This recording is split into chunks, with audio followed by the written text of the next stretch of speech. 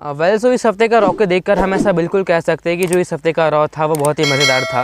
Because इस हफ्ते के रॉ में ब्लडलाइन की undisputed tag team championship on the line होती है और जी के साथ साथ वुमेन डिवीजन के हमको 2 धमाकेदार ट्रिपल थ्रेट मैच भी देखने को मिल गए और इसके ऊपर बॉबी लैशली और सेथ रॉलिंस का एक तड़केदार हमको एक नोक जोक भी देखने को मिल गई है। So without wasting any time video को स्टार्ट करते हैं। रॉ के शो शुरू होने से पहले ही द ब्लडलाइन के मेंबर्स अलायंस को बैक स्टेज ठिकाने लगा रहे होते हैं बिकॉज अलायंस और मैट रिडल का आज मैच होने वाला होता है against the Usos for the undisputed tag team championship. So the alliance bloodline को रॉ के मेन रोस्टर से पहले ही बैक स्टेज मिल जाते हैं और फिर वैसे जैसे अलायंस दिखते ब्लडलाइन के मेंबर्स की आंखों में जैसे अलायंस नजर आते वैसे कि वैसे ब्लडलाइन के मेंबर्स अलायंस के ऊपर टूट पड़ते हाथ धो के और अलायंस को वहीं से वो ठिकाने लगा देते हैं और वो फिर उसके बाद ब्लडलाइन की एंट्रेंस होती है रिंग के अंदर और फिर ब्लडलाइन उनकी एक शान से एंट्रेंस लेते हैं। उनकी एंट्रेंस म्यूजिक पे सोलो सिकोवा, द उसोस और सामी ज़िन एंट्रेंस लेते हैं बट रोमन रेंस नहीं आते एज रोमन रेंस हमारे बड़े दादा बन चुके हैं तो रोमन रेंस हमको आजकल कुछ खास अवसर पे ही देखने को मिलते हैं। सो ब्लडलाइन के 4 मेंबर्स आते हैं रिंग के अंदर और रिंग के अंदर आते ही जिमी उसो ये क्लेम कर रहे होते हैं कि उन्होंने अलायंस को मैच स्टार्ट होने से पहले ठिकाने लगा दिया है। तो ऐसे करके हमारे जिमी उसो बातें कर रहे होते हैं, वो क्लेम कर रहे होते हैं कि आज उन्होंने अलायंस को मैच स्टार्ट होने से पहले बैक स्टेज जाके ठिकाने लगा दिया है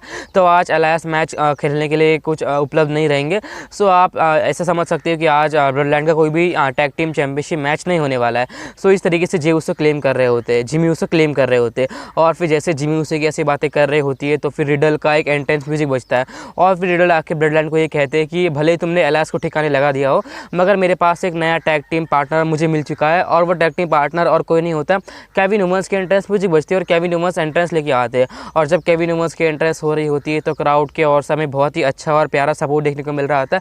लाइक केविन ओवंस इतने बड़े सुपरस्टार बन चुके हैं, केविन ओवंस जब भी आते हैं रिंग के अंदर उनका मैच लड़ने के लिए तो क्राउड हाइप पे चली जाती है, क्राउड बहुत ज़्यादा चिल्लाने लगती है। सो इसी से हम अंदाज़ा लगा सकते हैं कि हमारे केविन ओवंस कितने बड़े सुपरस्टार बन चुके हैं। और फिर ये सारी बातें खत्म हो जाने के बाद मैच स्टार्ट हो जाता है for the undisputed tag team championship. So दोनों की ओर से चारों के चारों सुपरस्टार्स हमारी पूरी कोशिश कर रहे हैं मैच जीतने के लिए। ब्लडलाइन की ओर से पहले से ही हमारे सोलो सिकोवा और सामी ज़िन रिंग साइड पर मौजूद होते तो रिंग साइड से सोलो सिकोवा, सामी ज़िन भी पूरी कोशिश कर रहे हैं उनके दोस्तों के मैच जिताने के लिए।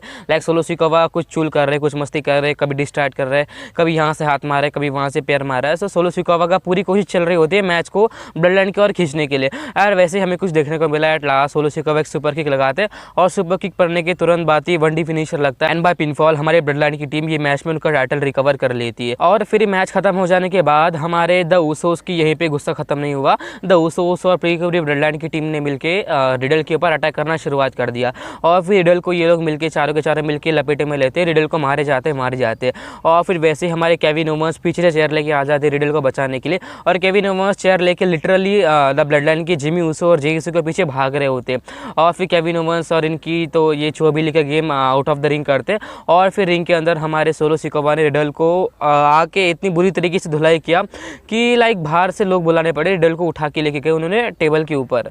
लाइक इतनी बुरी तरीके से रिडल की उन्होंने बुरी हालत करी है सोलो सिकोवा ने बट वी होप कि हमें आने वाले टाइम में रिडल रिंग के अंदर देखने को मिले एज रेंडी ऑर्टन तो पहले से रिंग के आउट ऑफ एक्शन है और फिर रिडल भी अगर चले जाएंगे तो फिर टैग टीम डिवीजन में कुछ बचेगा नहीं।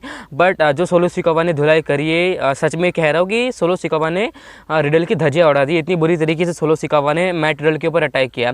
सो वैसे हमारे ये भी सेगमेंट खत्म हो जाते हैं, हमारे ब्लडलाइन इसको उनका टाइटल रिकवर कर लेती है और मैच खत्म हो जाने के बाद वो उनके अपोजिट टीम की फिर से धज्जियां उड़ा देती है। ऐसा हमारे ब्लडलाइन की अब आदत बन चुकी है कि मैच खत्म हो जाने के बाद भी उनका मैच चालू ही रहता है।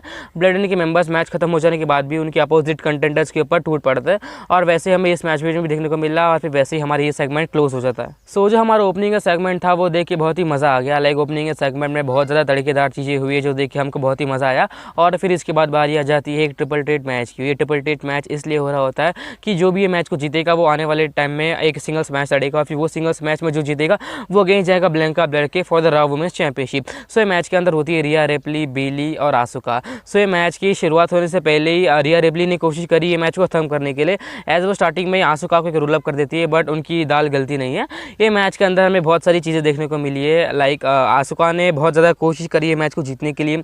रिया रिप्ली पूरी की पूरी WWE की वुमेन्स डिवीजन की बाहुबली हम ऐसा बिल्कुल कह सकते हैं कि रिया रिप्ली वो सुपरस्टार बन चुकी है जो बड़े बड़े मेल सुपरस्टार को उठा के उन्होंने पटका है। सो रिया रिप्ली को WWE की फीमेल बाहुबली हम ऐसा बिल्कुल कह सकते हैं। और इस मैच के अंदर हमारे तीनों के तीनों सुपरस्टार्स पूरी कोशिश कर रहे होते हैं जीत उनकी झोली में डालने के लिए बट हमारे लास्ट में हमें कुछ ऐसा देखने को मिलता है कि रिया रिप्ली को बेली टॉप रोप से ढकेल देती है और रिया रिप्ली की पीठ पे बहुत ज़्यादा उनको लगी होती है, हमसे दिखा भी रहे होते हैं और फिर इसका फ़ायदा उठा लेती बिली। रिंग के अंदर आसुका को एक रूस प्लांट उनका फिनिशर मूव लगा देती है एंड बाय पिनफॉल हमारी बिली जीत जाती है मैच और बिली आगे बढ़ जाती है। और फिर ये मैच के तुरंत खत्म हो जाने के बाद बारी आ जाती है हमारी आज की सबसे मज़ेदार सेगमेंट की, जो कि होता है between the Seth Rollins and Bobby Lashley. तो फिर सबसे पहले सेथ रॉलिंस उनकी एक एंट्रेंस लेते हैं, बहुत ही मज़ेदार सी धमाकेदार एंट्रेंस लेते हैं सेथ रॉलिंस। और वे मैं इसलिए कह रहा हूँ कि सबसे पहले सेथ रॉलिंस के कपड़े एक जोकर की तरह लगते हैं, मैं ऐसा कह सकता हूँ।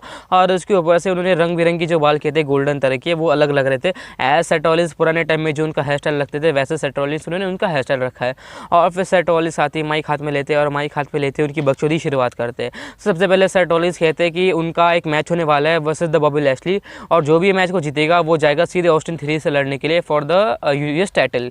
सो सेथ रॉलिंस सबसे पहले ये बातें करते हैं। और फिर ये बात खत्म करने के बाद सेथ रॉलिंस कहते हैं कि बॉबी लैशली के साथ जो मेरा मैच होने वाला है, सो बॉबी लैशली तो यहाँ पर है नहीं, तो चलो तुम लोग मेरा गाना ही गा लो। और फिर सेथ रॉलिंस WWE यूनिवर्स को कहते हैं कि चलो तुम मेरा गाना गाओ। और फिर जैसे ही चैंट शुरू हो रहे होते ओ वाले, वैसे ही बॉबी लैशली की एंट्रेंस म्यूजिक बज जाती है। और फिर बॉबी लैशली उनकी एंट्रेंस म्यूजिक लेते हैं और बॉबी लैशली भी कोट बोर्ड पे कोट सूट पे पहन के आते, जूते पहन के आते। सो ऐसा बिल्कुल इन दोनों को देख के लग नहीं रहा था कि इन दोनों में कोई सी भी लड़ाई होने वाली है। बट आगे चल के हमने जैसा सोचा उसका पूरा का पूरा उल्टा हमें देखने को मिला। और वो कुछ इस तरीके से होता है कि बॉबी लैशली उनकी एंट्रेंस लेती है और एंट्रेंस लेने के बाद सेथ रॉलिंस माइक हाथ में लेते हैं। सेथ रॉलिंस कहते हैं कि देख बॉबी लैशली, मुझे तेरे बारे में कुछ कहना है।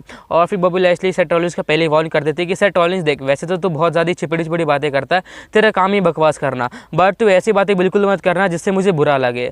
और फिर सेथ रॉलिंस वैसे ही हरकत कर देते हैं। सेथ रॉलिंस ऐसा आदमी बन चुके कि सेथ रॉलिंस को हम बोलेंगे कि भाई तू ये काम मत कर, बट सेथ रॉलिंस उठापट करके वही काम करेंगे। और फिर वैसे सेथ रॉलिंस ने बॉबी लैशली को टीज किया कि देख बॉबी लैशली, जब से तू ब्रॉक लेसनर से हारा है तब से तू बहुत ऐसा लग रहा है ढीला ढाला हो गया, और ब्रॉक लेसनर का कद भी तुझसे ज़्यादा लंबा चौड़ा है। तो सेथ रॉलिंस बॉबी लैशली के सामने ब्रॉक लेसनर को उनसे बड़ा बता रहे होते हैं और उसी के साथ साथ बॉबी लैशली को वो बेइज्जती भी मार रहे होते हैं। उससे बॉबी लैशली कहाँ उनकी इतनी बेइज्जती सुनने वाले हैं, सो बॉबी लैशली सेथ रॉलिंस के ऊपर अटैक कर देते हैं। और फिर इस अटैक के अंदर बॉबी लैशली ने सेथ रॉलिंस को सब जगह घुमाया, रिंग के चारों ओर घुमाया और सेथ रॉलिंस के ऊपर टूट पड़ते और इनकी ब्रॉल शुरू हो जाती है। यहीं से सेथ रॉलिंस भी थोड़े बहुत हाथ मुक्के चलाते और फिर इनको रोकने के लिए पूरी की पूरी WWE की ऑफिशियल टीम आ जाती है, प्रोड्यूसर्स आ जाते, सब लोग आ जाते।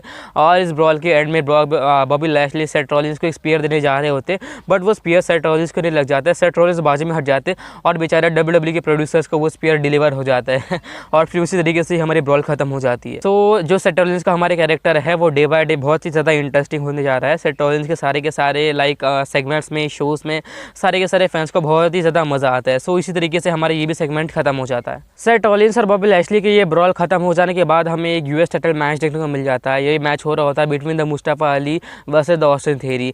तो सबसे पहले ये मैच में ऑस्टिन थ्योरी उनकी टाइटल रिकवर कर लेते हैं और ऑस्टिन थ्योरी ये मैच में उनका टाइटल हारते भी क्यों, लाइक ऑस्टिन थ्योरी आजकल कुछ ज़्यादा ही अच्छे जोन में चल रहा है और मुस्तफा अली कहाँ चल रहा है। तो ये तो जायज़ था ही कि मुस्तफा अली टाइटल तो जीतने वाले है नहीं। सो इस मैच के अंदर मैच के एंड में कुछ इस तरीके से सीन देखने को मिलता है कि मैच लड़ रहे हमारे दोनों के दोनों सुपरस्टार, उनके हाथ मुक्के चला रहा है और मैच के एंड में डॉल्फ जिगलर को उनकी वीरता दिखाने का पता नहीं कहाँ से चुल मचती है। सो डॉल्फ जिगलर बाहर निकल के आते हैं और डॉल्फ जिगलर मुस्तफा अली को बचाने के चक्कर में ऑस्टिन थ्योरी के ऊपर अटैक कर देते हैं और फिर बाद डिस्क्वालिफिकेशन मुस्तफा अली ये मैच हार जाते हैं। और फिर मुस्तफा अली उठ के डॉल्फ जिगलर से कहते हैं कि भाई तू कहाँ से आ गया, तुझे किसने बोला था डॉल्फ जिगलर मेरे भाई। तो डॉल्फ जिगलर आके उनकी वीरता दिखाते हैं और मुस्तफा अली को ये पड़ जाता है भारी, as Dolph Ziggler Mustafa Ali की मदद करने आए होते, बट किसने सोचा था कि डॉल्फ जिगलर का ये पैतरा उन्हीं पे भारी पड़ जाएगा।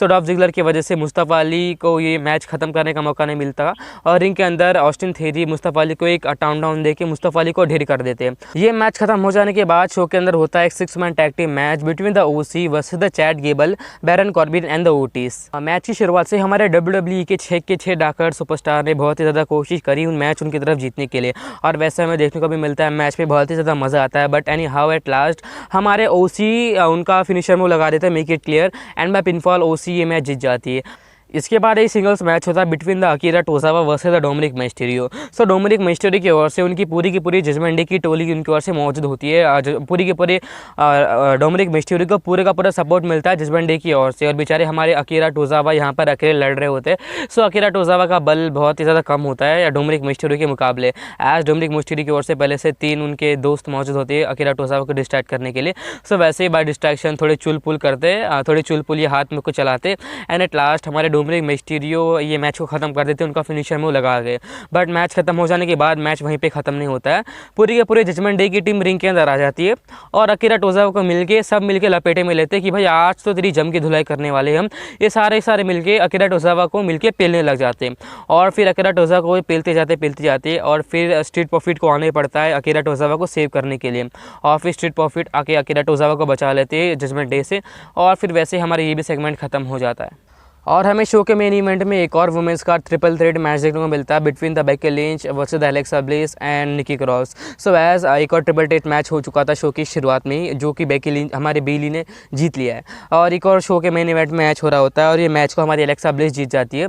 और वो कुछ इस तरीके से होता है कि मैच की स्टार्टिंग से ही हमारे तीनों के दोनों सुपरस्टार बहुत ज़्यादा कोशिश कर रहे होते, जी जान की कोशिश कर रहे थे उनका मैच जीतने के लिए, और उन्होंने मेन इवेंट वाला भी मैच टाइप का मैच डिलीवर करके दिया था।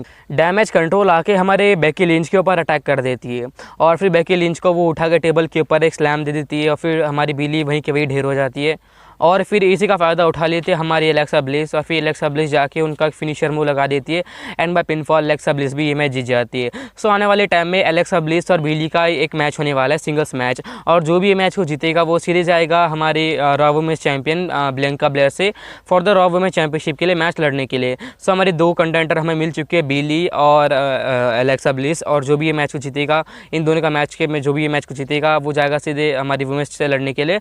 सो इस हफ्ते के रॉ में हमें बस इतनी चीज़ें देखने को मिली है। तो इस हफ्ते के रॉ का बेस्ट सेगमेंट तो मुझको ये लगा जब ब्लड लाइन मेंबर्स मिलके हमारे अलायंस की धुलाई कर रहे होते हैं, और फिर जब उनको लगता है कि अलायंस नहीं आने वाले मैच के लिए, सो केविन ओवंस बाहर निकल के आते। सो ये पॉइंट मुझको इस हफ्ते के पूरे शो का बेस्ट लगा। आपको बेस्ट क्या लगा मुझे कमेंट करके ज़रूर बता देना।